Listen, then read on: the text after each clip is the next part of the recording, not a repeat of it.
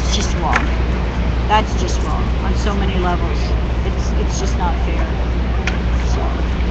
So we'll see. I get home tonight, I'll see what happens. Wow.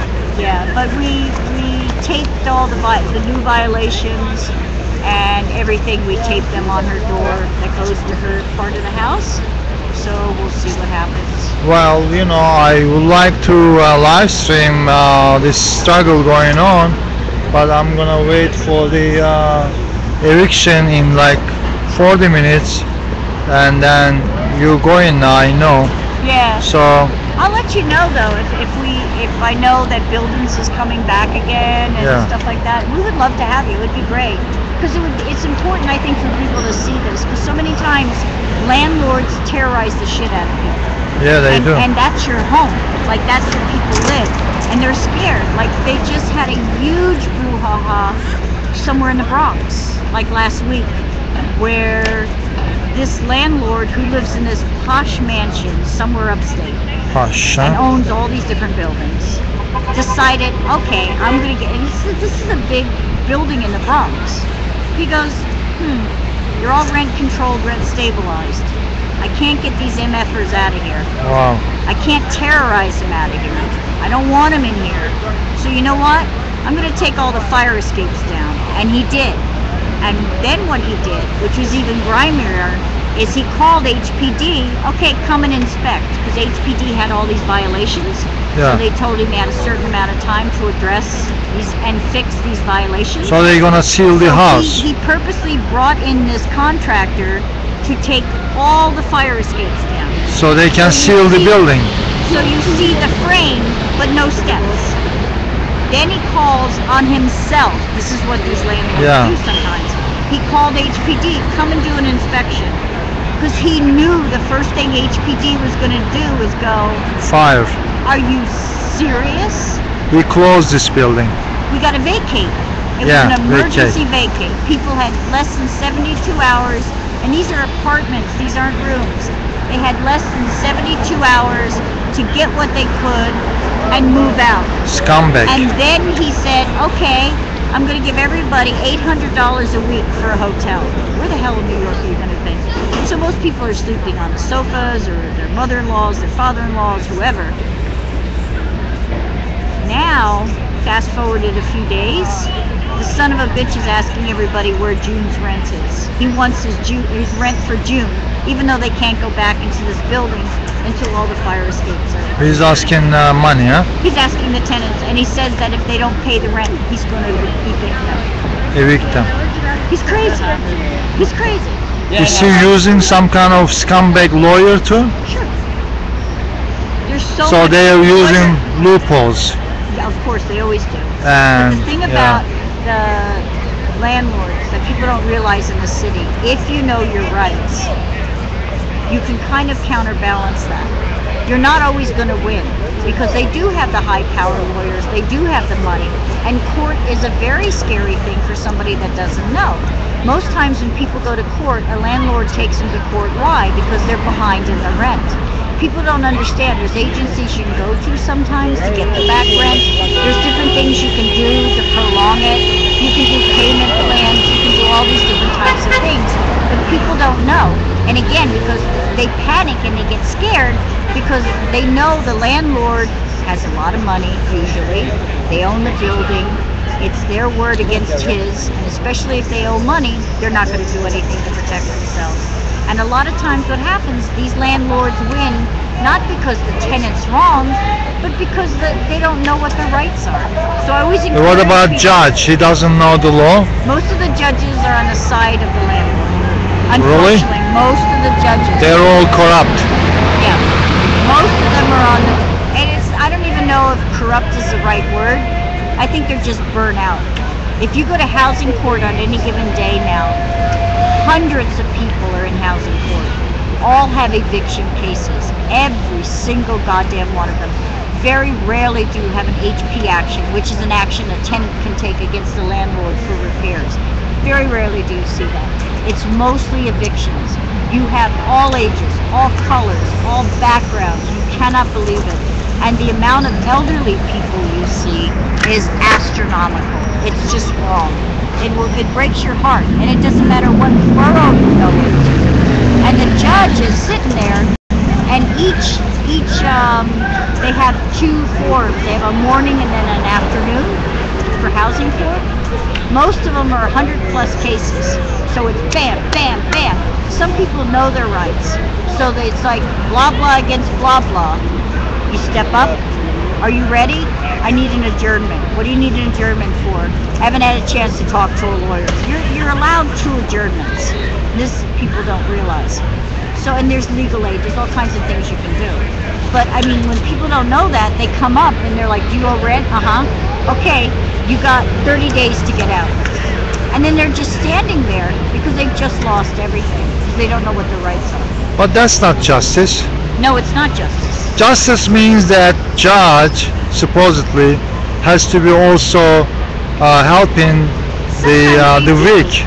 Sometimes they do. Every Not once sometimes. In a while, They have to help them understand no, but and I'm saying in support. real life, sometimes they do. There is one judge, and I forget his last name, in Brooklyn Court on Livingston, the housing court on Livingston. He's pretty fair.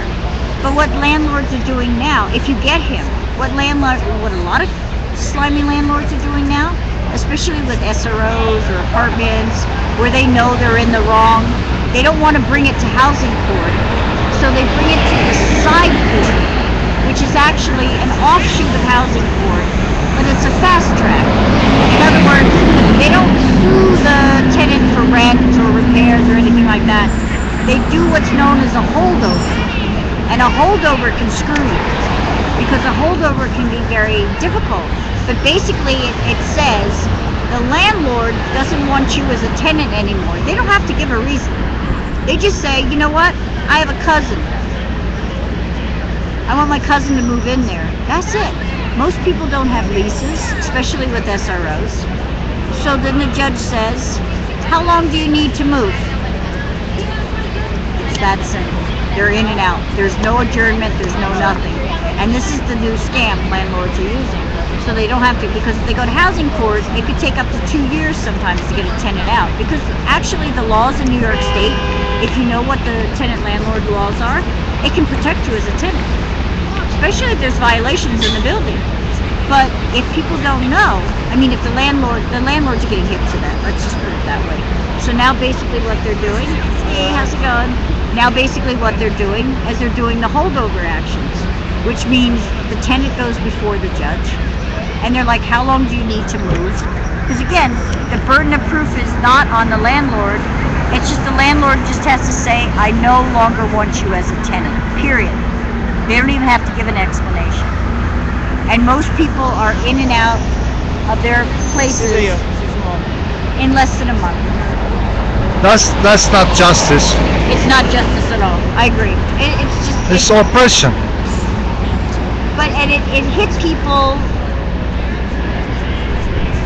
and then they literally wonder. Oh, sorry. They literally wonder why there's so many homeless people now. And they wonder why people are so freaked out. A home is your basic, that's the core of the human existence, right? You need a place to stay. It's a basic human right. And to have somebody violate and or threaten that is probably, Sykes had even said it. It's like one of the worst traumas that a human can go through is to be homeless, is to lose their home. Yeah. And this is globally. If you go anywhere, it's yeah. And so it's insane. Are the laws are stacked against you, and it's no more. For me, because I do so much of that as a side from the homeless outreach. It's so apparent how quickly the system fails people. Yeah. If you really want to see how the system fails people, I encourage everybody, just go to any housing court in any borough and just sit there for a couple of hours and watch person after person after family after person lose their home. Wow. And just look at the looks on their faces. It's pure trauma. It's pure shock. And especially with the elderly. I've seen people in wheelchairs. I've seen, I mean, old people that barely, it's like, how the fuck are you still alive? And I don't mean any disrespect by that. But it's like they drag these people into the sport only to have them, only so they can hear, you don't have a place to stay anymore. There's nothing crueler. And there are no stopgap measures in place. There are, but they're bullshit stopgap. Like, in other words, they will slow down the process, or they will put it off to tomorrow kind of thing. But 9 times out of 10, you know the end result is that person or persons or family is going to lose their house.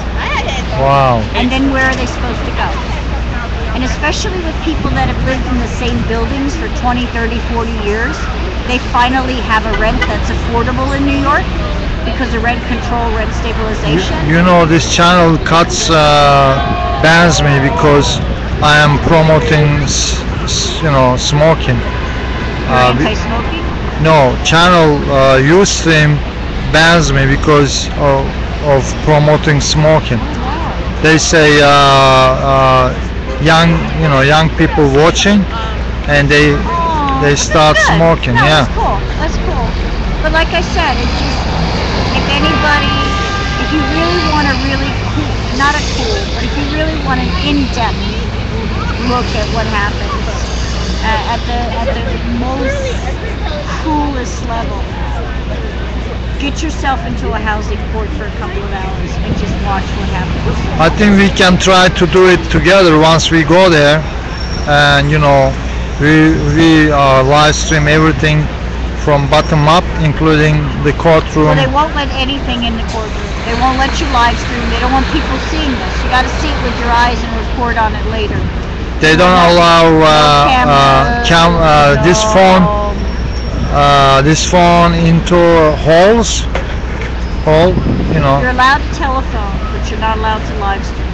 And the reasons are obvious. They don't want people seeing this. It's like with the shelter system. They don't want people in the shelter system because they don't want them seeing how bad it is. Which is where most everybody, if they're not so lucky to have family or well, friends, maybe I can hold the camera like I'm texting, but actually I live stream in the hall. They will actually throw you out of the court. In the hall. Yeah, the court, what do they call it? The court officers? Yeah. There was one person that was texting, literally, in the courtroom, waiting. Because it's like the judge, and there's a little table, and each person gets called up. Each case gets called up, and whatever. And this person was just sitting in one of the pews waiting, and just texting, and the court officer came over, and it's like, excuse me, you got to do that outside. You can't even text in the courtroom. Because there's a big thing with, and we're not really clear why they do that. They do this in all courtrooms, like the trial that's going on with Trinity and Jack Boyle and everybody. They don't want any cameras in the courtrooms. That's why we need eyeglasses. Do you think they're gonna know that I have Google eyeglasses or other? They won't. That's the beauty of those. Can I use sunglass type secret camera? It depends, because they make guys take their hats off. What about sunglasses? They may make, you know what, that's a good question, I don't know. What about contact lenses? Yeah, that's the more future. Like, I know some people said that, like, I think it was from, I don't want to name the court, the group, but supposedly one group went